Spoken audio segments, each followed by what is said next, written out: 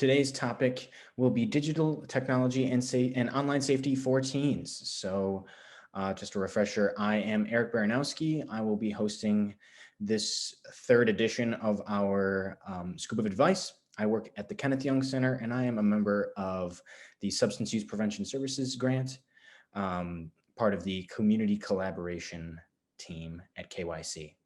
So just a quick introduction and a quick disclaimer, or if you continue on, Krupa, please. Thank you. Just a quick disclaimer from the Illinois Department of Human Services, Office of Adolescent Health, and the U.S. Department of Health and Human Services. Any statements expressed are those of the presenters and do not necessarily reflect the views of the Office of Adolescent Health or the U.S. Department of Health and Human Services. Awesome. Thank you. Perfect. So yes, as I mentioned before, my name is Eric. I will be facilitating today. I work at the Kenneth Young Center. So we have locations in Elk Grove Village, Mount Prospect, Schaumburg, and Hoffman Estates. So we have quite a few locations in the Northwest suburban area. We offer counseling for adults, children, and families, as well as we assess, stabilize, and assist with adults and children who have psychiatric crises or anything along those lines. We offer treatment, support, and recovery services for those with serious mental illness. We also offer services for elderly persons who might need support getting to and from places, and as well as basic living. And of course, we provide evidence-based prevention and intervention programming for teens and adults. So wonderful. That's a little bit of tidbit on the Kenneth Young Center. So let's go ahead and get started. Sorry if I just pull up my notes. So as I mentioned, we will be discussing digital technology and online safety for teens as well as adults. I feel like this information is useful for everybody. Everybody seems to at least be aware of the internet. So let's go ahead and get started. So teens use digital technologies for everyday activities like keeping in touch with friends on social media, relaxing, and doing schoolwork. They also go online to look for support for physical and mental health problems, and sometimes to experiment with different ways of expressing themselves. On the other hand, they may occasionally have to deal with a variety of challenging issues. These might include cyberbullying, the pressure to take part in sexting, encouragement to self-harm, viewing pornography, along with various others. So I'll be going into depth on all of those issues throughout the presentation. So did you know that 95% of US teens use the internet? 77% of US teens use Facebook, 53% of US teens use Instagram, 24% of teens use Tumblr, and among Twitter users aged 12 to 17, 64% made their tweets public. And public meaning it is just open for anyone to see it online. 19% of teen users have posted things they regret, including photos, videos, status updates, tweets, or comments, and only 18% of young adults claim they are comfortable with what their friends post about them online. 32% say that the information about them online is what they choose for the public to see. So just a couple of facts to show the prevalence of internet use as well as social media. So if we move on. Perfect. Yes. So a couple common platforms of social media, and you can see by our graphs here, are YouTube, Instagram, and Snapchat. So the graph on the left there shows the percentage of US teens that report that they use the following apps. So YouTube, and this is 85%, Instagram, 72%, Snapchat, 69%, Facebook, 51%, Twitter, 32%, Tumblr, 9%, Reddit, 7%, and none of the above is only 3%. So only 3% use none of the above social medias. As you can see, YouTube is almost at way over the majority of teens use YouTube. Instagram as well. Snapchat, Facebook is a little bit over half. And as we go to the graph on the right, so these percent of US teens say they use So in the case of YouTube, 32% of teens say they use YouTube the most often. 15% of teens report that they use Instagram the most often, and 35% report that they use Snapchat. Facebook also gets a couple of numbers at 10%, Twitter with 3%, and the rest are a little bit around 1%. And again, that none of the above is again very small, 3%. So whether we like it or not, social media is extremely prevalent among teens. So let's get into some current trends. So we mentioned a couple, if you go to the next slide, Krupa. Yes, thank you. So we mentioned a couple social media platforms.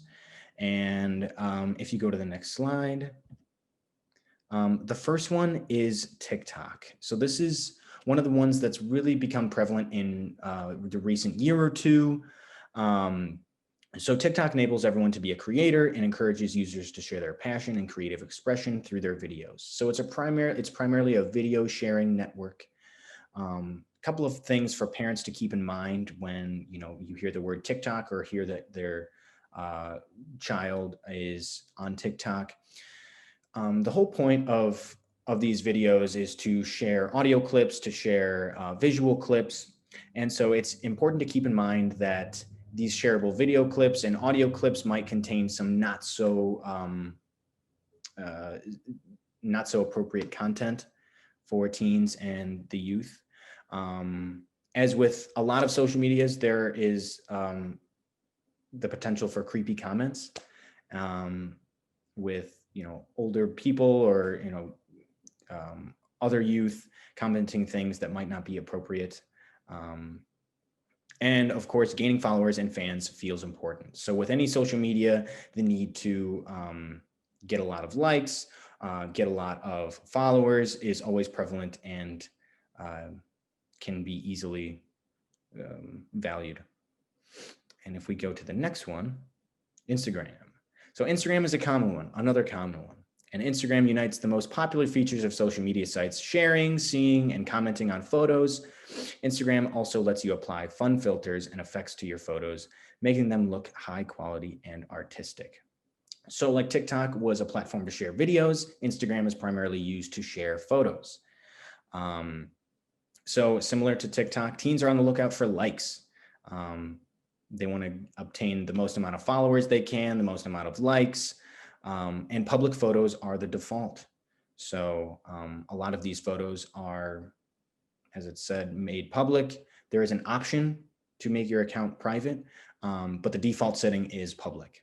So, and that last little point down there is kids can send private messages to each other. So Instagram, while it is a photo sharing app, is still a social media app and still has the ability to send messages back and forth between two users. So just some things to keep in mind. Snapchat.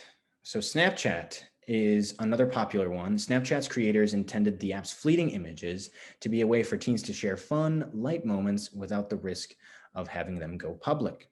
And that's what most teens use it for. Sending goofy or embarrassing photos to one another, Snapchats also seem to send and load much faster than email or text.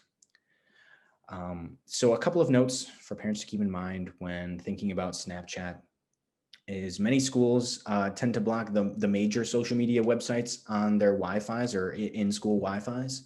But Snapchat is not one of the ones that has quite been blocked in a lot of cases. So it allows for kids to use it.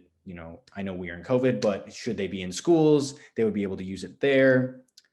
A common myth is that Snapchats are images that go away forever, they delete forever, which we know with the internet is not as feasible as we think. Snapchats do not, in fact, go away forever and are stored, and that information is housed. It can also make sexting seem, thank you. It can also make sexting seem okay. So I would like to bring something up. Sexting is, there is no evidence for sexting to be a problem in our community, but it is still an issue that occurs with social media, and something that I do want to highlight throughout this presentation. And with these fleeting images, it does promote the idea of sending or sexting over social media. So thank you, Krupa, for going back. Awesome. So moving on, we have Twitter. So teens like using it to share quick tidbits about their lives with friends. It's also great for keeping up with what's going on in the world, breaking news, celebrity gossip, etc. So when thinking about Twitter, you're going to think about quick tidbits. Staying up with current trends, breaking news. Again, the same thing with Instagram. Public tweets are the norm for teens. So while there isn't an option to make your account private, the default setting is to make these tweets public for anyone to see. Updates appear immediately. So the minute a tweet is sent out, it is out there in the world on Twitter for anyone to read, especially if it's public, or if the account is made public rather. And it is commonly used as a promotional tool for celebrities. So celebrities often use it to connect with their fans and reach out to their audience. So going over social media and having discussed a couple of platforms, there are benefits to social media, definitely, and there are some risks. So if you would like to pause the video, feel free, take a minute to discuss amongst yourselves, or maybe jot some things down. If you imagine that there are any benefits and risks that you can think of, take this time to do that. Wonderful. Thank you. All right. So let's keep moving on. So we're going to look at some more data here. So most teens say social media better connects them to their friends' lives and feelings, but some also feel overwhelmed by the drama on these sites. So this graph on the left, and we'll start going from left to right. This graph on the left is the percent of US teens who say social media makes them feel positive feelings. And then it lists kind of some common positive things that social media might give to youth and teens. So more connected to what's going on in their friends' lives, 37% reported yes, a lot, and 44% reported yes, a little, with the net over there, the total. So about 81% of teens feel more connected to what's going on in their friends' lives through social media. Going down, like so the percent of US teens who report they can show that they're, they'd like that they can show their creative side. 28% reported yes a lot, 44% reported yes a little, again for that total of 71%. So moving on down, 24% of teens reported they are more in touch with their friends' feelings by a lot, and only 45% reported yes a little to being in touch with their friends' feelings. Again, so moving down for that last point on the positive column right there. So 25% reported that they have people who can support them through tough times, and only 43% reported that it was improved by a little bit, with a total of 68%. So moving on down to the negative feelings on the right there, 13% reported a lot of overwhelming feelings, forgive me, because of all the drama on social media, and 33% reported a little bit of feelings of overwhelming. 15% felt pressure to post content that makes them look good to others, and 43% total. 37% total reported pressure to post content that will get a lot of likes and comments and engagements from their peers and others on social media. And 26% felt actually worse about their life from social media. So just kind of, this is what teens are saying about social media. This is how they feel about it. We certainly see that a lot of them get a lot of positive feelings, but it's easy to see that almost half of teens also feel very overwhelmed, feel pressured to post things, post specific things that people may like. So this is the latest, this is the data from 2018, from March 7th to April 10th of 2018. So if we can move on, please. Awesome, yes. So that's what the teens are saying. So let's get into some benefits of technology for teens. First and foremost, information is easily accessible and allows teens to educate themselves about issues that may arise. They don't really have to wait to, read a book or seek out other resources. It's all at the tip of their fingers. They can maintain and develop supportive relationships, which I think is a big factor. They can form their identities through self-expression, learning and talking, and promote a sense of belonging and self-esteem through staying connected with friends and being involved in diverse communities. So a couple of benefits there. All right.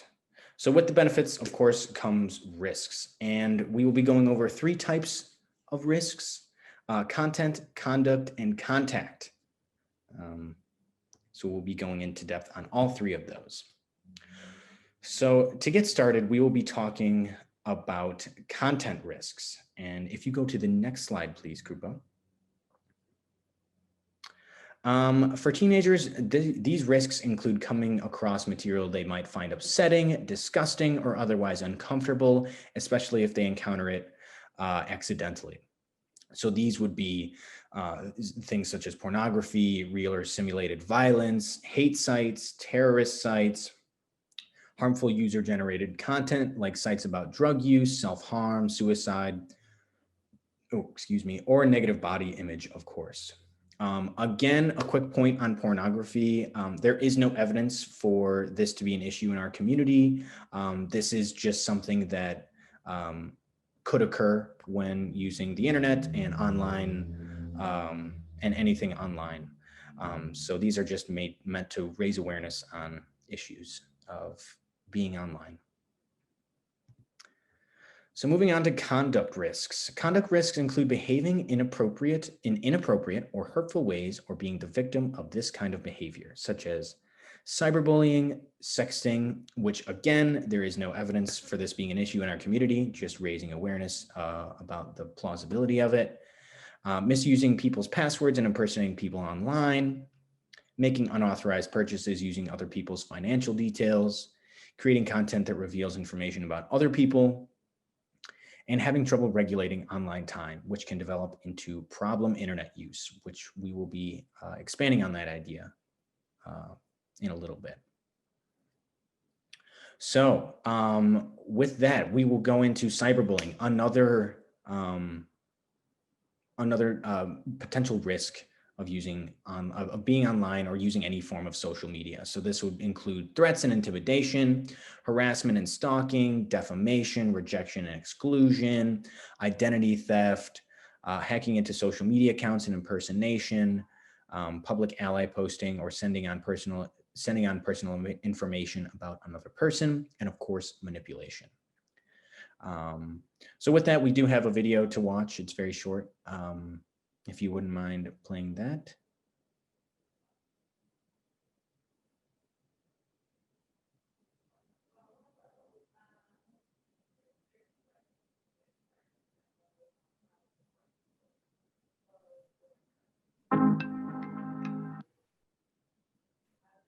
The internet and social media have changed the way children experience bullying. Now, bullying can happen beyond the school gates. Anywhere and anytime, in the form of cyberbullying, on social, gaming, and instant messaging platforms. With the help of the Anti-Bullying Alliance and industry experts, we've created a hub of advice for parents to support children on how to deal with the issue. Here are 5 things you need to know about cyberbullying. 1. Cyberbullying can take place 24/7 and happens repeatedly on a range of apps, games, and devices. 2. As it's digital, it can reach more people than traditional forms of bullying and increase the chance that others will join in the bullying. 3. Unlike face-to-face bullying, children can't see the impact of their words, so even children who've never been involved in bullying can post or share something without thinking. 4. Although it's easy to keep the evidence, it can be anonymous, so it's harder to know who's behind it. 5. According to recent stats, it's growing and can consist of a range of actions from harassments and threats to exclusion, defamation, and manipulation. So, it's important to take it seriously and give children the tools to deal with it.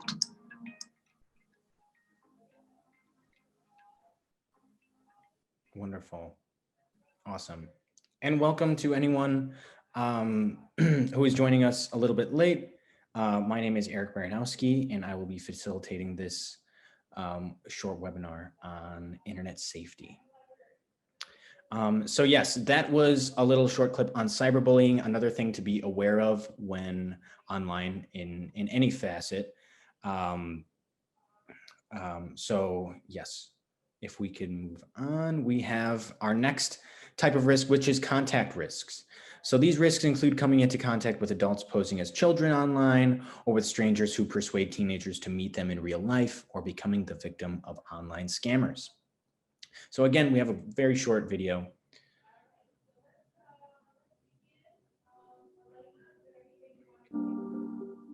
Just like adults, children may be at risk of having their online identity stolen or misused. It can be difficult to maintain a child's privacy, as they may not understand what information is safe to share online. Children can unwittingly reveal too many personal details, leaving them open to identity theft.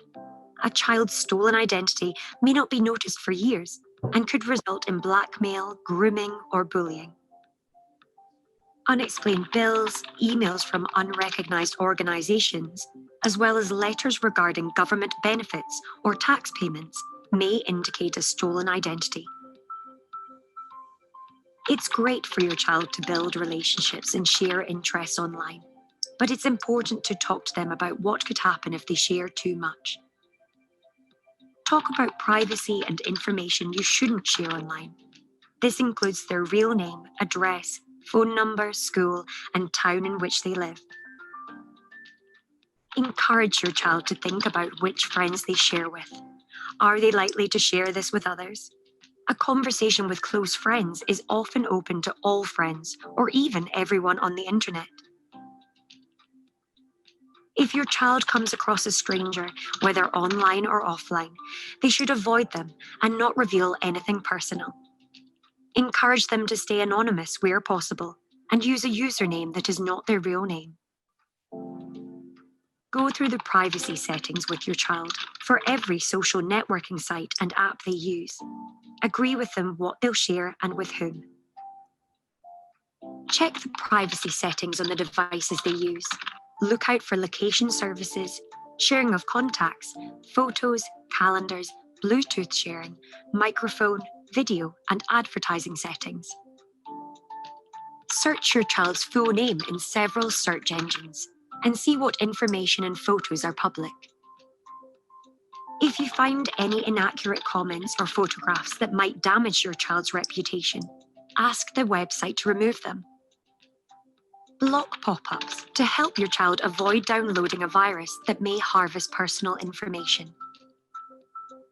Make regular visits to online safety sites like CyberStreet, ThinkYouKnow, ChildNet, or Parent Info to keep up to date with possible issues. If your child's identity has been stolen, tell any affected websites about the problem. Your child should log in and change their password immediately. If they can't log in, contact the technical support department. Change any secret questions or other verification information sites use to identify users. Check with credit reference agencies for any unusual entries and for advice.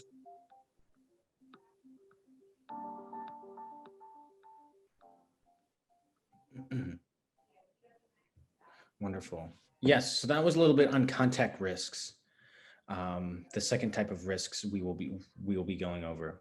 Yeah, all good to go to the next slide. So a quick, did you know? So a lot of parents, when thinking about internet safety, will oftentimes implement using internet filters.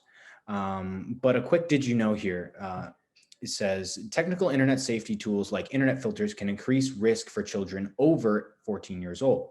If children are using filters at this age, they might not be developing the skills they need to avoid disturbing content. They might take risks either accidentally or on purpose when they use the internet in unfiltered environments. In other words, when in unfiltered environments, having been in having grown up in the filtered environment, they might go out of their way to be curious about some things, look some things up that they wouldn't be able to normally. So just something to keep in mind when thinking about internet safety. So you can help your child look at and choose appropriate privacy, location, and safety settings on any devices, programs, or social media that he or she uses, and explain why this is important. For example, you might say employers often do online searches to find out about job applicants. Make sure that anything you make public online is okay for future employers to see. It's also important for your child to be careful about sharing personal information. Remind your child not to give out her name, address, date of birth, or other identifying information to people that they might not know in person. It's always a good idea to update stranger danger advice with your child as they move towards adulthood and come into contact with online dating. For example, you might say there's always a risk if you go to meet someone you only know online. It can lead to dangerous situations and they might want to do you harm. So we have another short video on managing online identity.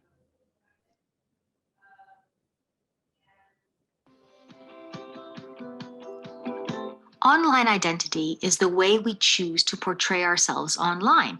Now, it should be a simple thing. However, the way we are offline isn't always the way we are online. Online identity allows us to showcase edited versions of our lives, highlighting features that we feel others value. So, when posting about an amazing holiday, for example, our post reflects not only what's important to us, but also what we believe others expect from us. Now, having an online identity can be liberating as it encourages self-expression and allows us to connect with other people. However, it can create a lot of pressure. Kids can hide aspects of who they are or try to live up to certain expectations in order to feel more accepted. And this can be detrimental to their own sense of self-worth and can impact things like body image and self-esteem.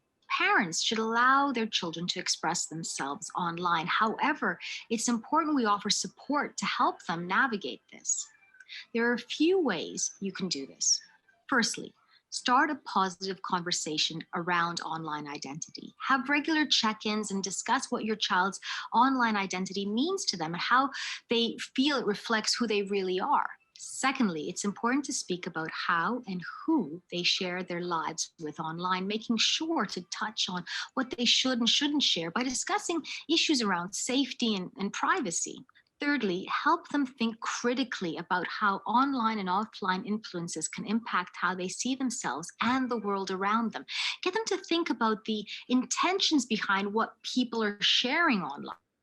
Your child's online identity is a self-expression of who they are, and often it evolves and changes over time.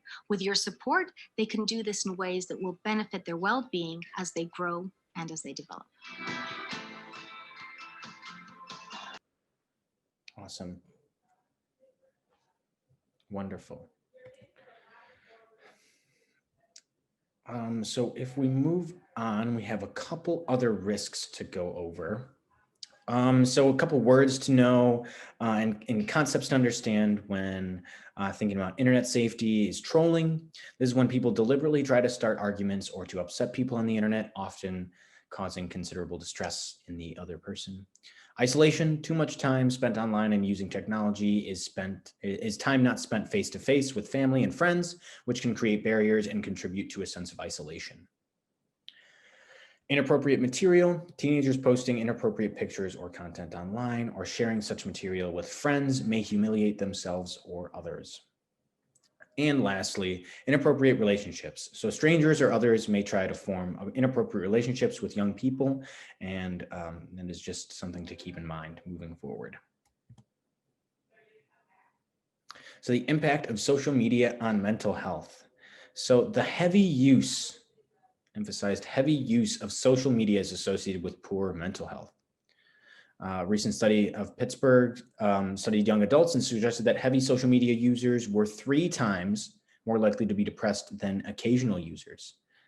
A Canadian study from the Center of Addictions and Mental Health examined data from over 10,000 adolescents, and they found that young people who use social media more than 2 hours per day were significantly more likely to rate their mental health as fair or poor compared with occasional users.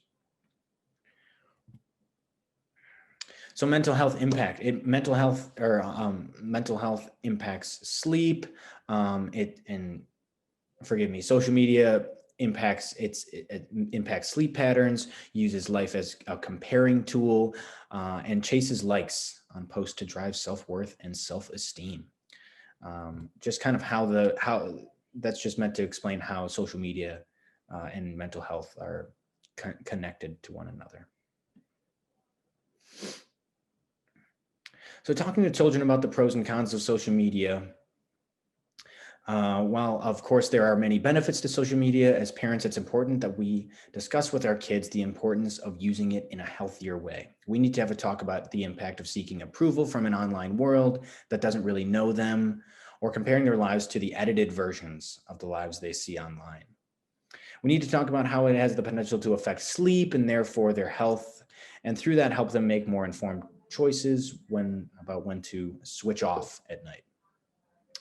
Ultimately, we need to remind them that social media is not the only way of being social, and encourage more face-to-face interaction and connections, reminding them to be wary of letting online engagement get in the way of good mental health and well-being.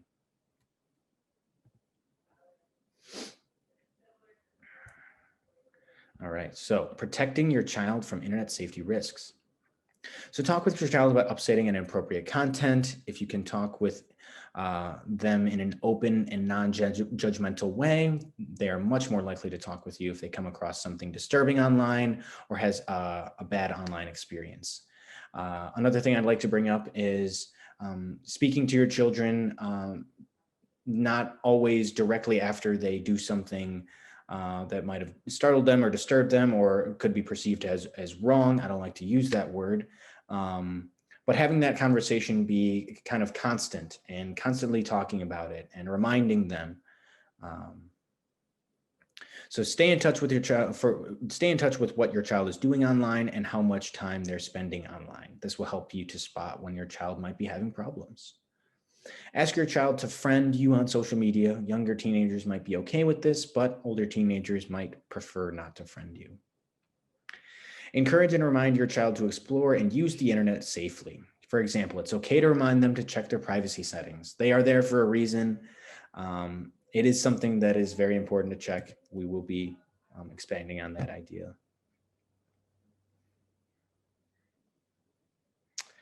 Something to keep in mind. So teens need to know that once content is shared with others, they will not be able to delete it or remove it completely, including texting of inappropriate pictures.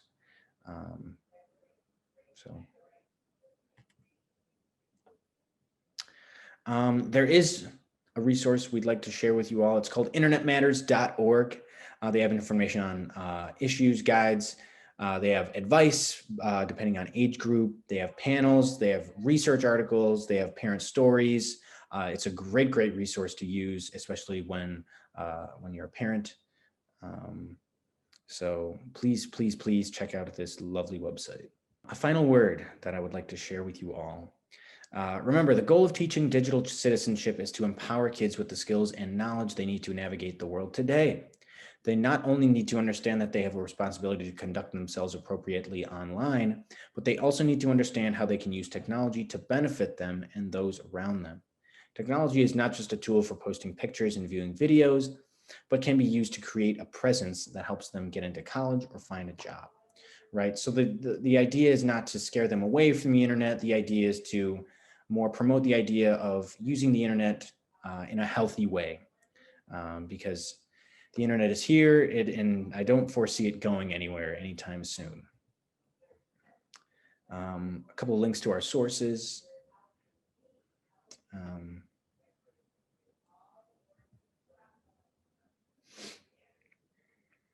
And thank you all for participating.